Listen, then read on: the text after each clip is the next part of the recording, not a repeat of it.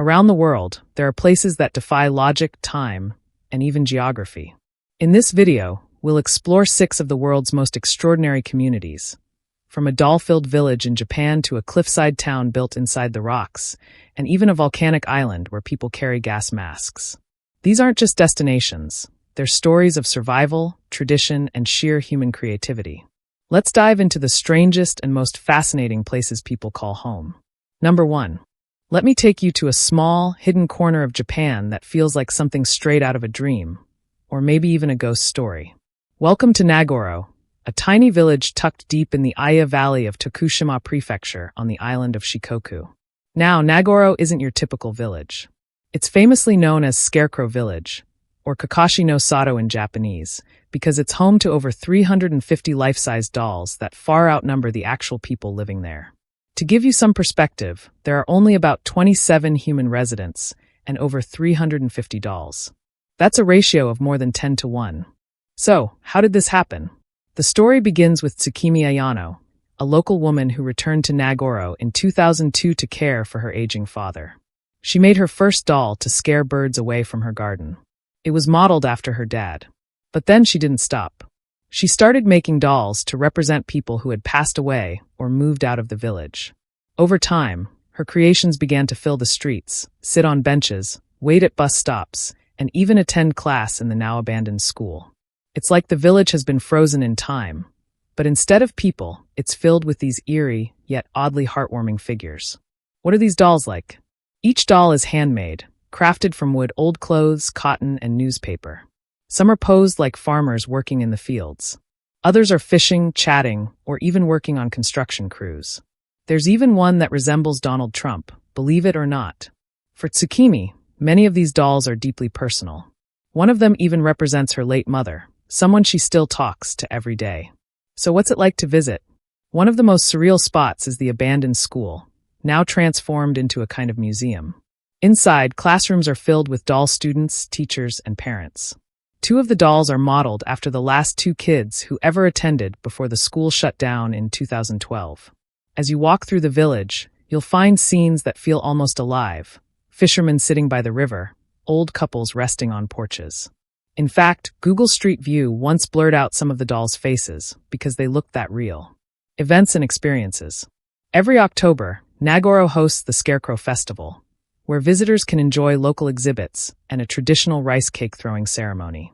If you want a hands-on experience, Tsukimi also holds scarecrow-making workshops every month. You can even take your own doll home. Why does this matter? Nagoro may be small, but it's become a symbol of something much bigger. It reflects a major issue in Japan today: rural depopulation. Like many villages across the country, Nagoro's population has aged, and the younger generations have moved to the cities. It's a place where time seems to stand still, and the dolls are like echoes of the life that once was. Some visitors find the dolls comforting. Others say they're creepy. But either way, they spark conversation, and that's the point. Nagoro has appeared in documentaries, travel shows, and even academic studies. It's a living museum, a tribute to memory, and a quiet protest against being forgotten. Planning a visit? Getting to Nagoro takes some effort. It's remote, and public transport is limited. Driving is your best bet.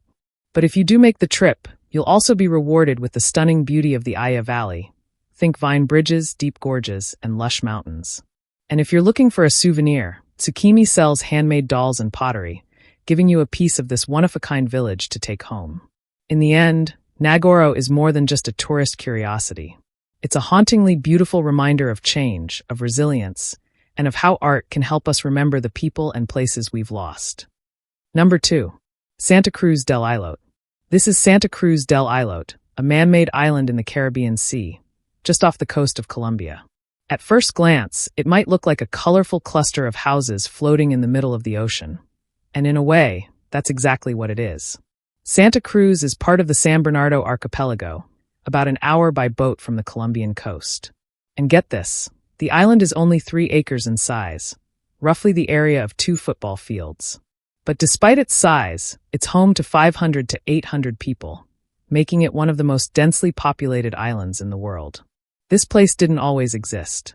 It was actually built in the 19th century by Afro-Colombian fishermen who used coral, shells, and debris to expand a patch of rock into livable land. The island gets its name from a cement cross the first settlers found and placed at its center, Santa Cruz. Life here is all about community. There are no police, no crime. People don't even lock their doors. Disputes? They're handled together as a community. But daily life isn't without its challenges. There's no sewage system, no natural source of fresh water, and very limited electricity. Drinking water is brought in by the Colombian Navy, and during the rainy season, families collect rainwater. A few solar panels and a diesel generator help power the island, but it's often not enough. Most residents are young, about 65% are under 18. And with only 6 family names shared among them, the community is incredibly tight-knit. Fishing used to be the main way people survived, but that's gotten harder with overfishing and coral reef damage. Tourism is now a growing part of the economy. Visitors pay a small fee, just $2.50, for guided tours, and some even stay overnight in homestays. The locals are proud to show off their vibrant homes, narrow walkways, and even a small aquarium, though that last part has drawn criticism for how the animals are treated. Santa Cruz is facing serious environmental pressure. Overcrowding and tourism have brought in more trash, and there's not much infrastructure to deal with it. Still, residents do their part, organizing beach cleanups, planting mangroves, and even trading sea turtles for chickens to help protect local wildlife. The island has a school, but it only goes up to 10th grade. So if kids want to continue their education, they have to leave. The same goes for healthcare. There's a small health post, but emergencies require a boat ride to the mainland. Despite the hardships, the people of Santa Cruz hold onto a powerful sense of pride. As one resident put it, "We have the sea, we're rich in spirit." That phrase captures everything about life here. Tight community, shared struggles, and a deep connection to the ocean. Tourism has brought both blessings and challenges. Yes, it creates jobs and supports the local economy. But many locals worry that if it's not handled carefully, the island could turn into what they call a favela in the sea. That's why they're pushing for more sustainable tourism, the kind that respects local culture and doesn't harm the environment. A few updates. In recent years, some big changes have happened. In 2020, the island got internet access to help with remote education during COVID. In 2021, it became Colombia's first fully vaccinated community. And universities have started using drone mapping to study the island and explore better infrastructure solutions.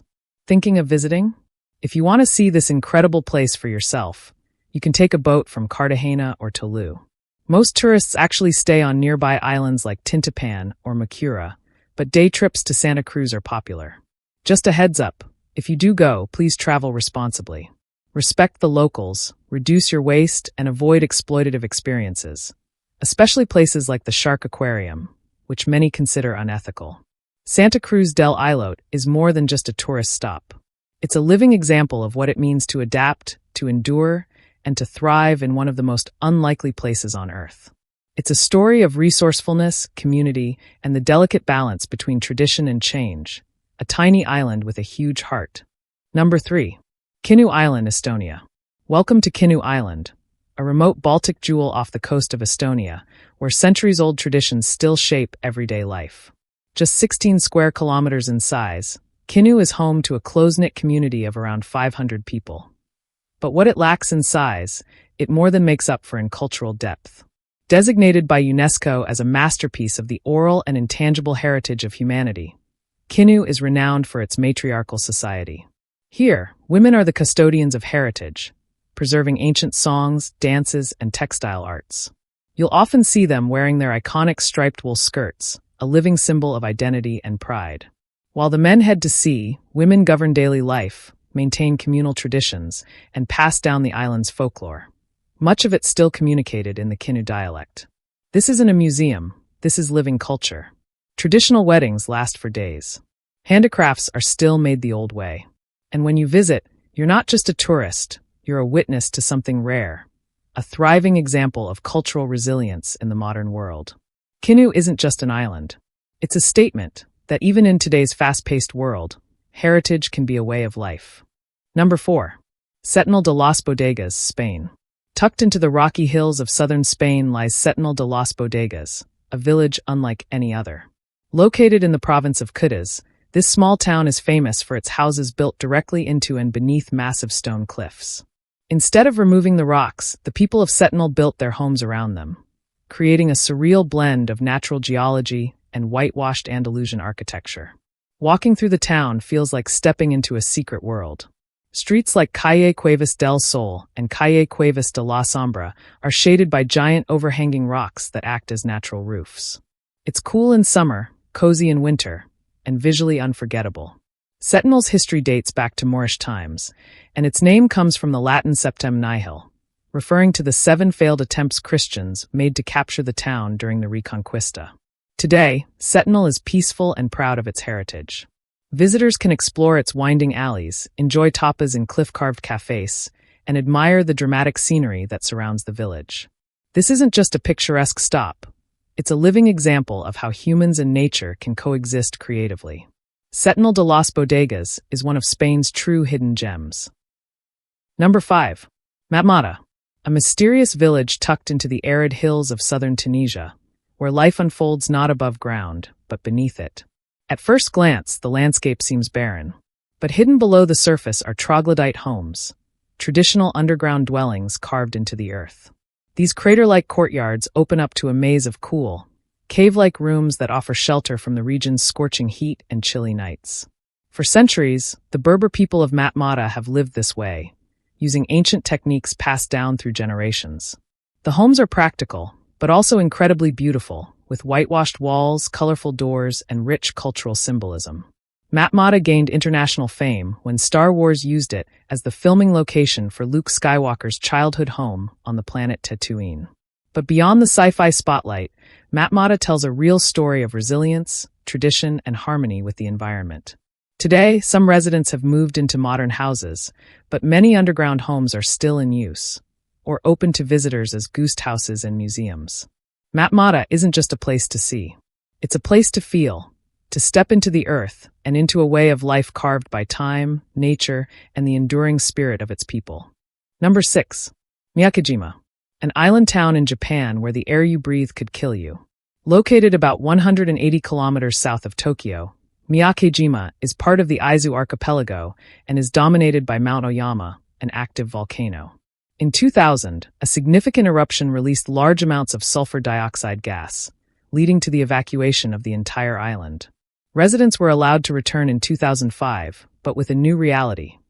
Carrying gas masks became mandatory due to the ongoing volcanic gas emissions. Over the years, sulfur dioxide levels have decreased, and as of 2025, wearing gas masks is no longer required at all times. However, it's still advisable to carry one, especially when exploring areas closer to the volcano, as gas concentrations can fluctuate. Despite its volatile nature, Miyake-jima offers stunning landscapes, rich biodiversity, and a glimpse into the resilience of its inhabitants. Tourists are welcome to experience its unique environment, with gas masks available for purchase at locations like the Takeshiba Terminal and the Miyake-jima Tourist Association store. Miyake-jima stands as a testament to human adaptability, where life continues under the watchful presence of a volcano.